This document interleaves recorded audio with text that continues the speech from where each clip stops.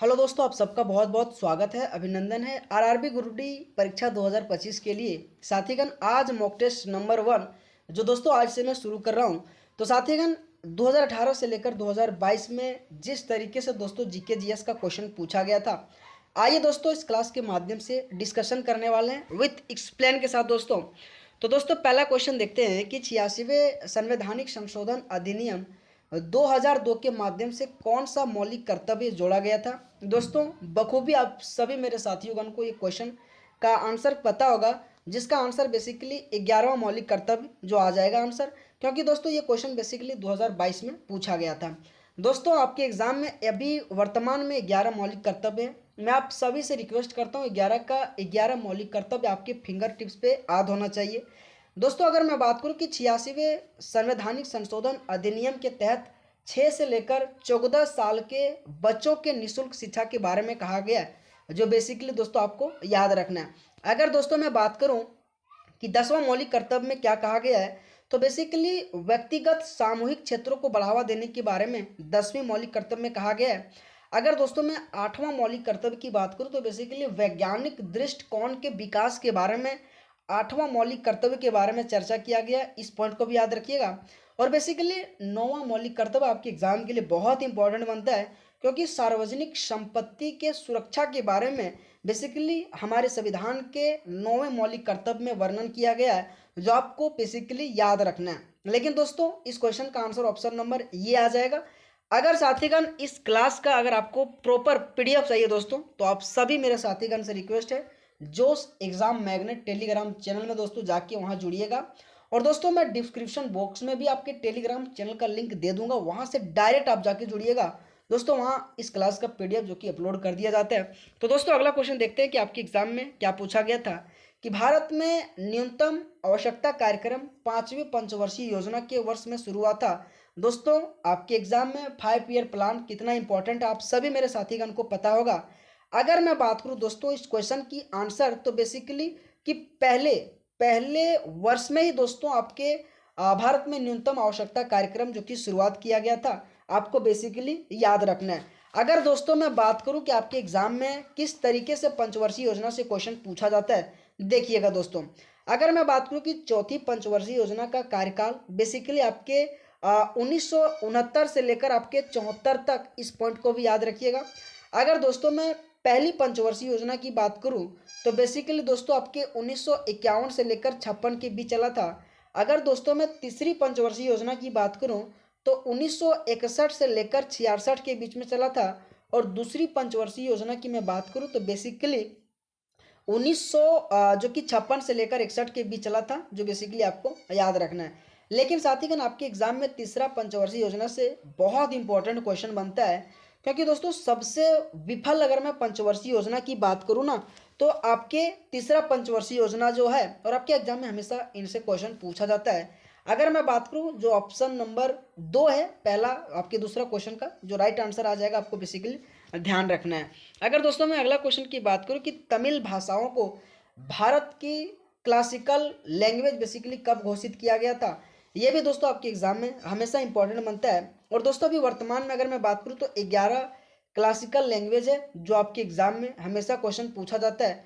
अगर मैं बात करूं तमिल भाषा को बेसिकली 2004 में क्लासिकल लैंग्वेज घोषित किया गया था। अगर मैं बात करूं दोस्तों 2005 में, तो बेसिकली संस्कृत को तमिल भाषा में घोषित किया गया था, आपको बेसिकली याद रखना है। अगर दोस्तों मैं 2008 की बात करूं तो बेसिकली कन्नड़, आप जितना भी क्लासिकल लैंग्वेज अभी दोस्तों है आप सुनिएगा। अगर दोस्तों मैं बात करूं कि तेलुगु भी बेसिकली 2008 में घोषित किया गया था। अगर मैं मलयालम की बात करूं साथीगण, तो ये भी बेसिकली 2013 में क्लासिकल लैंग्वेज में शामिल किया गया था। अगर दोस्तों मैं ओडिसी की बात करूं तो बेसिकली 2014 में शामिल किया गया था।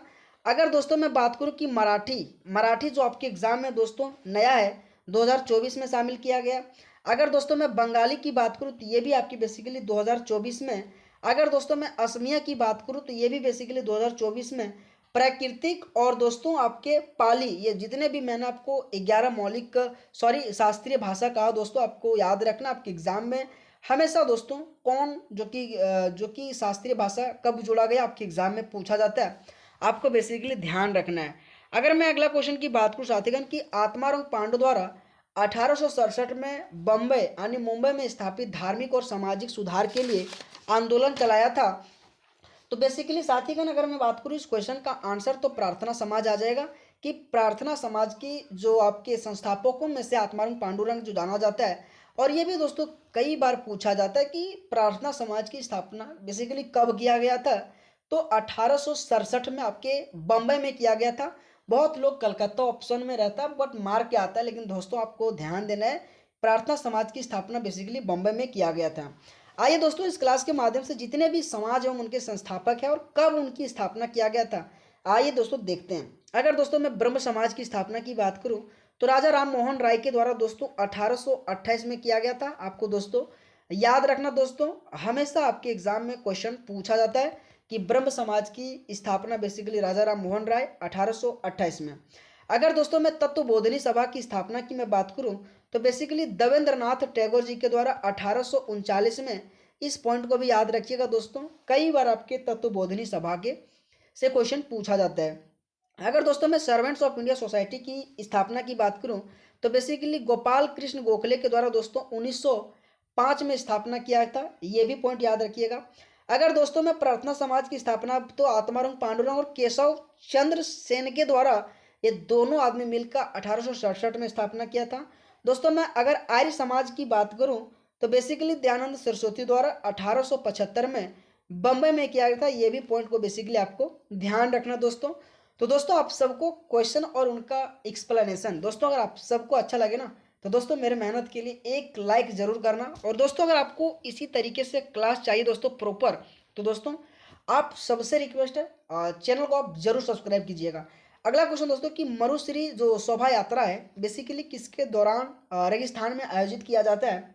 अगर दोस्तों मैं इस क्वेश्चन की आंसर की बात करूं तो बेसिकली जैसलमेर रेगिस्तान महोत्सव में मरुश्री शोभा यात्रा निकाला जाता है। अगर दोस्तों मैं बात करूं कुछ आपके राजस्थान से संबंधित जो फेस्टिवल आपके एग्जाम में पूछा जाता है, ऊट महोत्सव जो बेसिकली आपको ध्यान रखना है, मरुस्थल महोत्सव और साथ ही पुष्कर मेला जो आपके एग्जाम में हमेशा राजस्थान से इंपॉर्टेंट क्वेश्चन रहता है। दोस्तों हॉर्नबिल अगर मैं फेस्टिवल की बात करूं तो बेसिकली भारत के नागालैंड में और ये 10 दिन के लिए हॉर्नबिल फेस्टिवल मनाया जाता है, जो बेसिकली मेरे साथीगण से रिक्वेस्ट है याद रखिएगा। पुष्कर मेला दोस्तों ये भी बेसिकली आपके राजस्थान में ही आयोजित किया जाता है, ये भी पॉइंट बेसिकली आपको याद रखना है। अगला क्वेश्चन दोस्तों डैश नदी जो छोटा नागपुर पठार से होकर बहता है। अगर मैं बोलूँ दोस्तों इस क्वेश्चन का बेसिकली आंसर तो दामोदर आ जाएगा कि दामोदर नदी छोटा नागपुर पठार से होकर बहता है। दोस्तों आपके एग्जाम में हमेशा नदी हो, उनसे संबंधित सहायक नदी, उनसे संबंधित उनका लेंथ दोस्तों उनसे बार बार क्वेश्चन पूछा जाता है। अगर मैं बात करूं दोस्तों कुछ इंपॉर्टेंट जो नदी से रिलेटेड कि मेघना नदी से आपके एग्जाम में क्या क्या इंपॉर्टेंट क्वेश्चन बन सकता है कि दोस्तों ये बेसिकली मेघना बांग्लादेश की एक प्रमुख नदी है दोस्तों, बेसिकली आपको ध्यान रखना है। और मेघना नदी दोस्तों ये आपके डेल्टा का निर्माण करता है। और साथ ही का दोस्तों ये क्वेश्चन बार बार इंपॉर्टेंट बनता है कि बांग्लादेश में मेघना को पद्मा के नाम से जाना जाता है, जो आपको बेसिकली ध्यान रखना दोस्तों कि बांग्लादेश में मेघना नदी को पद्मा कहा जाता है, जो बेसिकली आपको याद रखना है। अगर दोस्तों मैं दामोदर नदी की बात करूं तो बंगाल का शौक बेसिकली दामोदर नदी को कहा जाता है। और कोसी की मैं बात करूं तो बिहार का शौक बेसिकली कोसी नदी को कहा जाता है। ये दोनों पॉइंट याद रखिएगा कि बंगाल का शौक बेसिकली दामोदर नदी को, और वहीं अगर मैं बात करूं बिहार का शौक तो बेसिकली कोसी नदी को। ठीक है, अगर मैं बात करूं दोस्तों कि दामोदर नदी बेसिकली झारखंड और वेस्ट बंगाल में बहता है। और ये भी याद रखिएगा कि पूर्वोत्तर भारत की एक प्रमुख नदी है, जो आपके एग्जाम में हमेशा इनसे क्वेश्चन पूछा जाता है। अगर दोस्तों मैं बात करूं कि तुंगभद्रा नदी से, तुंगभद्रा यह बेसिकली कर्नाटक राज्य में दोस्तों उद्गम होता है और वहीं से दोस्तों ये बहता है, जो आपको बेसिकली ध्यान रखना है। अगर मैं भीमा की बात करूं दोस्तों तो भीमा की अगर कुछ मैं सहायक नदी की बात करूं, जो सीना और नीरा ये दो आपको भीमा की सहायक नदी याद रखना, जो आपके एग्जाम में हमेशा क्वेश्चन पूछा जाता है कि भीमा के सहायक नदी सीना और नीरा आ जाएगा। और भीमा की अगर मैं लेंथ की बात करूं तो बेसिकली 861 किलोमीटर, ये भी दोस्तों याद रखिएगा, कभी कभी आपके लेंथ से क्वेश्चन बार बार पूछा जाता है। अगला क्वेश्चन कि प्रधानमंत्री रोजगार योजना बेसिकली कब शुरू किया गया था। दोस्तों आपके एग्जाम में हमेशा जितने भी प्रधानमंत्री से रिलेटेड योजना दोस्तों 2014 से संबंधित 2015 से संबंधित क्वेश्चन पूछा जाता है, लेकिन प्रधानमंत्री रोजगार योजना बेसिकली 1993 में शुरू किया गया था, आपको याद रखना है। आइए दोस्तों कुछ इंपॉर्टेंट प्रधानमंत्री से बात करते हैं। अगर मैं बात करूं कि प्रधानमंत्री जनधन योजना तो बेसिकली 28 अगस्त 2014 को शुरू किया गया था, आप सबको याद रखना है। अगर मैं मेक इन इंडिया की बात करूं दोस्तों तो बेसिकली 25 सितंबर 2014 को इस पॉइंट को भी याद रखिएगा। अगर मैं उज्ज्वला योजना की बात करूं दोस्तों तो बेसिकली 1 मई 2015 को शुरू किया गया था। अगर मैं बेटी बचाओ बेटी पढ़ाओ योजना की बात करूं तो बेसिकली 22 जनवरी 2015 को, और साथ ही अटल पेंशन योजना की मैं बात करूं तो 9 मई 2015 को। दोस्तों ये जितना भी मैं आपको 5 एक्स्ट्रा इन्फॉर्मेशन दिया हूँ आपके एग्जाम के लिए बहुत इंपॉर्टेंट है। अगर दोस्तों आप बढ़िया से पढ़ाई कर रहे हैं ना तो आपके लिए क्लास बहुत अच्छा होने वाला है, क्योंकि दोस्तों क्वेश्चन और विथ एक्सप्लेनेशन, क्योंकि दोस्तों मैं आपके लिए क्या क्या क्वेश्चन बन सकता है ना दोस्तों ढूंढ ढूंढ कर लाता हूँ, ताकि दोस्तों आपके एग्जाम के लिए मैं अगर उतना मेहनत करूँगा दोस्तों ना तो आप भी एक बार जरूर रिवीजन करना दोस्तों। अगर हो सके ना साथीगण तो एक नोट छोटा नोट भी बना लीजिएगा, ठीक है, ताकि क्लास खत्म हो जाए तो एक बार रिवीजन जरूर कर लेना।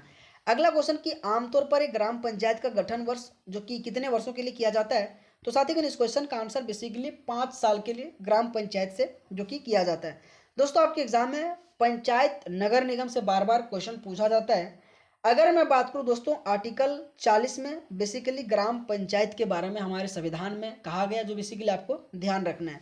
दोस्तों उसी तरह से आपके जो कि क्वेश्चन 11वां अनुसूची और 12वां अनुसूची से क्वेश्चन पूछा जाता है। अगर मैं बात करूं 11वां अनुसूची जो बेसिकली 1992 में जो कि लाया गया था दोस्तों आपके ग्राम जो कि पंचायती राज से।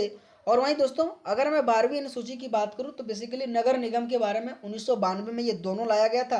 ये दोनों दोस्तों पॉइंट आपको याद रखना, हमेशा कुछ पूछे ना पूछे पंचायती राज और नगर निगम से क्वेश्चन पूछा जाता है। अगर मैं 11वीं अनुसूची दोस्तों जो बेसिकली पंचायती राज से संबंधित है, ये भी कई बार पूछा जाता है कि भाग कितना में वर्णन किया गया है, तो 9 भाग में वर्णन किया गया है। और वहीं दोस्तों नगर निगम ये की बात करूँ तो भाग 9A में वर्णन किया गया, जो बेसिकली दोस्तों आपको याद रखना है। अगर दोस्तों मैं अगला क्वेश्चन की बात करूँ कि भारत में सर्वोच्च जो विधि अधिकार कौन है, ये भी दोस्तों बेसिकली बहुत इंपॉर्टेंट क्वेश्चन है। अगर मैं बात करूँ इस क्वेश्चन का आंसर तो भारत के महान्यायवादी जिसे अटॉर्नी जनरल कहते हैं, और वही दोस्तों भारत के सर्वोच्च विधि अधिकार होते हैं। अगर दोस्तों मैं इन चारों से संबंधित आर्टिकल बात करूं कि आपके एग्जाम में इंपॉर्टेंट बनता है, जिसमें से अगर मैं बात करूं महाधिवक्ता हमारे संविधान के आर्टिकल 165 में कहा गया, जो बेसिकली आप सभी को याद रखना है कि भारत के महाधिवक्ता भारत के संविधान में आर्टिकल 165 के तहत यानी कि कहा गया है। अगर मैं महान्यायवादी की बात करूं दोस्तों तो आर्टिकल 76 के बारे में जिक्र किया गया, ये भी पॉइंट याद रखिएगा। और आर्टिकल 52 में दोस्तों भारत के राष्ट्रपति के बारे में कहा गया है, जो आप सभी मेरे साथीगण को ये पता होगा कि भारत के राष्ट्रपति आर्टिकल 52 में कहा गया। भारत के प्रधानमंत्री आर्टिकल 75 में कहा गया है कि भारत के प्रधानमंत्री होंगे और उसका नियुक्ति बेसिकली राष्ट्रपति के द्वारा किया जाएगा। तो दोस्तों आप सबको क्लास कैसा लग रहा है, और दोस्तों आप सबको अगर क्लास अच्छा लग रहा है तो दोस्तों आप सभी से रिक्वेस्ट है वीडियो को जरूर लाइक करना है ना। अगर मैं अगला क्वेश्चन की बात करूं कि सरकारी बजट में जब किसी राष्ट्र द्वारा किया गया व्यय आय के स्रोत से अधिक होता है तो आय और व्यय के बीच का अंतर को बेसिकली क्या कहा जाता है। दोस्तों ये बहुत इंपॉर्टेंट क्वेश्चन है। अगर साथीगण कोई भी ऐसा क्वेश्चन अगर आपको नहीं आता है तो दोस्तों आप सबसे रिक्वेस्ट है वीडियो को आप स्क्रीनशॉट मारिए, क्वेश्चन को स्क्रीनशॉट मारिए, और नहीं तो जोश एग्जाम मैग्नेट टेलीग्राम चैनल में दोस्तों इस क्लास का पीडीएफ डाल दूंगा, वहां से जाके दोस्तों एक बार रिवीजन जरूर करना दोस्तों, ये बहुत इंपॉर्टेंट क्लास होने वाला है। अगर दोस्तों मैं इस क्वेश्चन की अगर आंसर की बात करूं तो बजट घाटा आ जाएगा कि अगर मैं बात करूं कि सरकारी बजट में जब किसी राष्ट्र द्वारा किया गया व्यय और आय के स्रोत से अधिक जब होता है तो आय और बीच के अंतर को बेसिकली बजट घाटा कहा जाता है। दोस्तों आपके एग्जाम में हमेशा बजट से क्वेश्चन पूछा जाता है कि 112 में दोस्तों आपके बजट जो कि संसद में पेश होता है, और वहीं दोस्तों 202 जो आपके राज्य बजट, ये दोनों पॉइंट याद रखिएगा दोस्तों। आपके एग्जाम में एक बार पूछ लिया कि राज्य बजट बेसिकली हमारे संविधान के किस अनुच्छेद में वर्णन है, तो 202 आर्टिकल में। और वहीं अगर मैं संसद की बात करूँ तो 112 में दोस्तों, ये भी याद रखिएगा। अगर दोस्तों मैं इंपॉर्टेंट अगर कुछ और आर्टिकल की बात करूँ तो 110 में दोस्तों बेसिकली आपके धन विधेयक के बारे में कहा गया है। और वहीं दोस्तों 117 दोस्तों आपके वित्तीय विधेयक के बारे में कहा गया है। ये दोनों भी आपको एक्स्ट्रा पॉइंट याद रखना दोस्तों, आपके एग्जाम में हमेशा इस तरीके से क्वेश्चन बार बार पूछा जाता है दोस्तों।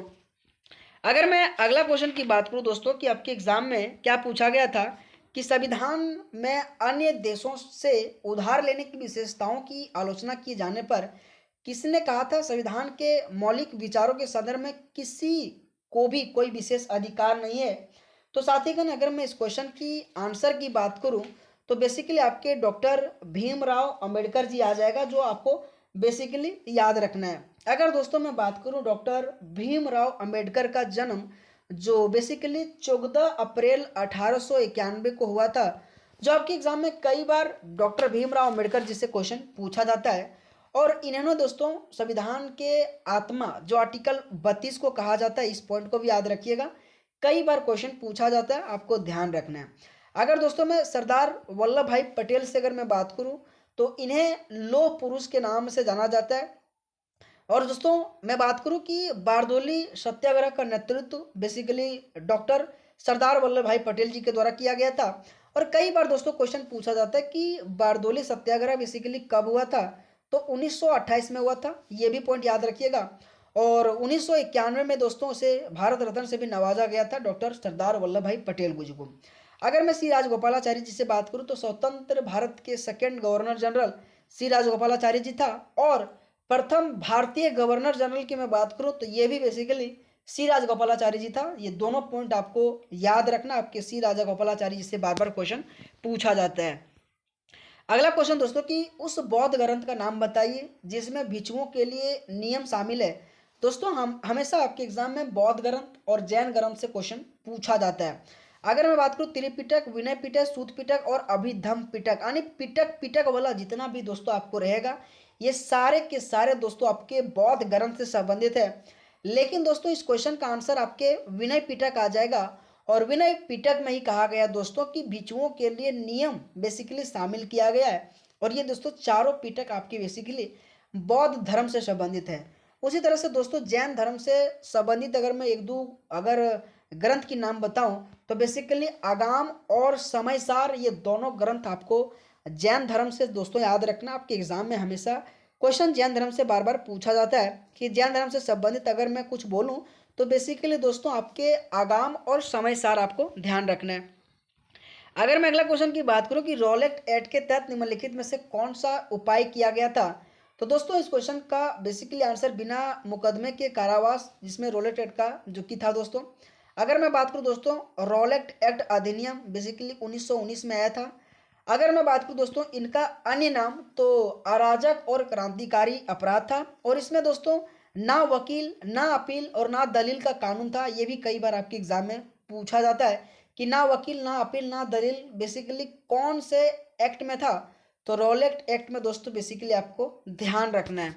अगर साथीगण मैं अगला क्वेश्चन की बात करूं कि निम्नलिखित में से कौन सा पुस्तक मुंशी प्रेमचंद्र जी के द्वारा लिखा गया था, दोस्तों ये चारों बुक बहुत इंपॉर्टेंट है। आइए दोस्तों इस क्वेश्चन के माध्यम से चर्चा करते हैं। तो बेसिकली मुंशी प्रेमचंद्र जी के द्वारा सेवा सदन पुस्तक लिखा गया था। लेकिन दोस्तों मुंशी प्रेमचंद्र जी के द्वारा और कौन कौन से बुक लिखा गया था जो आपके एग्जाम में पूछा जाता है, तो सबसे इंपॉर्टेंट गोदान, कर्मभूमि, गबन और निर्मला और दोस्तों सेवा सदन, ये जितने भी मैं आपको मुंशी प्रेमचंद्र जी से कहा आपको बेसिकली ध्यान रखना है। गोदान, कर्मभूमि, गबन और निर्मला और सेवा सदन आपको ध्यान रखना है। दोस्तों अगर मैं आमा से अगर कुछ इंपॉर्टेंट बात करूं तो बेसिकली दोस्तों आपके यामा बुक महादेवी वर्मा जी के द्वारा लिखा गया था। ये भी दोस्तों पॉइंट याद रखिएगा, कई बार आपके एग्जाम में पूछा गया था। अगर मैं कमायनी, आंसू, लहर इनकी बात करूं तो बेसिकली जयशंकर प्रसाद जी के द्वारा कमायनी पुस्तक लिखा गया था। और दोस्तों मैं अगर मैं चिदम्बरा की बात करूं तो बेसिकली सुमित्रा नंदन पंत जी के द्वारा चिदम्बरा बुक लिखा गया था। ये भी दोस्तों बेसिकली ध्यान रखना है। अगर मैं अगला क्वेश्चन की बात करूं कि 1920 के असहयोग आंदोलन के साथ किस अन्य आंदोलन को सम्मिलित किया गया था, अगर मैं इस क्वेश्चन के आंसर की बात करूं तो बेसिकली खिलाफत आंदोलन आ जाएगा, सबसे पहले आपको याद रखना कि असहयोग आंदोलन बेसिकली कब चला था, तो 1920 में चला था। अगर साथीगण मैं बात करूँ स्वदेशी आंदोलन कब चला था, तो 7 अगस्त आपके 1905 में चला था। ये भी पॉइंट याद रखिएगा, कई बार आपके एग्जाम में पूछ लेता है। अगर मैं बात करूँ दोस्तों खिलाफत आंदोलन, ये भी बेसिकली 1920 में चला था। अगर दोस्तों मैं अगस्त क्रांति की बात करूँ, तो ये दोस्तों आपके 9 अगस्त 1942 में चला था। ये भी पॉइंट याद रखिएगा। और दोस्तों आपसे रिक्वेस्ट है, होम रूल आंदोलन बेसिकली कब चला था, आपको कमेंट बॉक्स में आंसर करना है। अगर दोस्तों आप सीरियस से पढ़ाई कर रहे हैं दोस्तों, और अगर आपको एक क्लास देखने में अच्छा लग रहा है, तो दोस्तों आप सबसे रिक्वेस्ट है इस क्वेश्चन का आंसर जरूर कीजिएगा कि होम रूल आंदोलन कब चला था। और दोस्तों वीडियो को लाइक भी जरूर करना है। अगला क्वेश्चन है कि नोबेल पुरस्कार विजेता कैलाश सत्यार्थी निम्नलिखित में से किस संगठन से जुड़ा था। दोस्तों हमेशा आपके कैलाश सत्यार्थी जिसे क्वेश्चन पूछा जाता है, तो बचपन बचाओ आंदोलन से संबंधित आपके कैलाश सत्यार्थी। और दोस्तों ये भी क्वेश्चन बार बार पूछा जाता है कि कैलाश सत्यार्थी को नोबेल पुरस्कार से कब सम्मानित किया गया था, तो आपके 2014 में सम्मानित किया गया था, आपको याद रखना है। दोस्तों बेटी बचाओ बेटी पढ़ाओ योजना के बारे में इसी क्लास के पहले जो कि स्लाइड में डिस्कशन कर लिया हूँ कि दोस्तों कि 22 जनवरी 2015 को बेटी बचाओ बेटी पढ़ाओ योजना लाया गया था। और दोस्तों ये भी कई बार क्वेश्चन पूछा जाता कि किस मंत्रालय के द्वारा चलाया गया था, तो बेसिकली बाल विकास मंत्रालय के द्वारा चलाया गया था, जो आपको बेसिकली ध्यान रखना है। अगर मैं अगला क्वेश्चन की बात करूं कि भारतीय रेलवे के हाल ही में जोड़े गए 17वें जोन का नाम क्या है, तो कलकत्ता मेट्रो आ जाएगा। दोस्तों आपके एग्जाम में हमेशा जोन और उनके मुख्यालय से क्वेश्चन पूछा जाता है, आपको ध्यान रखना है। अगर दोस्तों मैं बात करूं आपके एग्जाम में 19वां जो जोन का क्या नाम है, तो दोस्तों पूर्वी मध्य रेलवे का अगर मैं बात करूं तो 19वां जोन है, जो आपको बेसिकली याद रखना है। अगर दोस्तों मैं बात करूं कि दक्षिणी दक्षिणी जो पूर्वी रेलवे का मुख्यालय कहाँ है, तो बेसिकली कोलकाता। और दक्षिणी मध्य रेलवे की मैं बात करूं मुख्यालय, तो बेसिकली सिकंदराबाद। और दक्षिणी रेलवे की मैं खाली वो बात करूं तो केवल चेन्नई आ जाएगा, ये भी पॉइंट याद रखिएगा। और पश्चिमी रेलवे की बात करूं दोस्तों, तो ये आपके मुंबई में आ जाएगा, ये भी पॉइंट याद रखिएगा। हमेशा दोस्तों आपके रेलवे और उनके मुख्यालय से बार बार क्वेश्चन पूछा जाता है, आपको ध्यान रखना दोस्तों। अगर मैं अगला क्वेश्चन की बात करूं कि सबसे कम उम्र के यूनिसेफ सद्भावना राजदूत बेसिकली नाम बताइए, तो अगर मैं इस क्वेश्चन की आंसर की बात करूं तो मिली बेबी ब्राउन, लिली सेन और लियोनेल मेसी और प्रियंका चोपड़ा। अगर दोस्तों मैं इस क्वेश्चन की आंसर की बात करूं तो मिली बॉबी ब्राउन जो यूनिसेफ सद्भावना राजदूत के सबसे कम उम्र के हैं, जो आपको याद रखना है। अगर मैं अगला क्वेश्चन की बात करूं कि निम्नलिखित धरोहर स्थलों में से किसमें वास्तुकला की द्रविड़ शैली है, दोस्तों आपके एग्जाम में हमेशा द्रविड़ शैली, वेसर शैली, नागर शैली से क्वेश्चन बार बार पूछा जाता है, तो इस क्वेश्चन का बेसिकली हम्पी आ जाएगा, जो आपको बेसिकली ध्यान रखना दोस्तों। अगर मैं बात करूं दोस्तों आपके एग्जाम में हमेशा दोस्तों शैली से क्वेश्चन पूछा जाता है।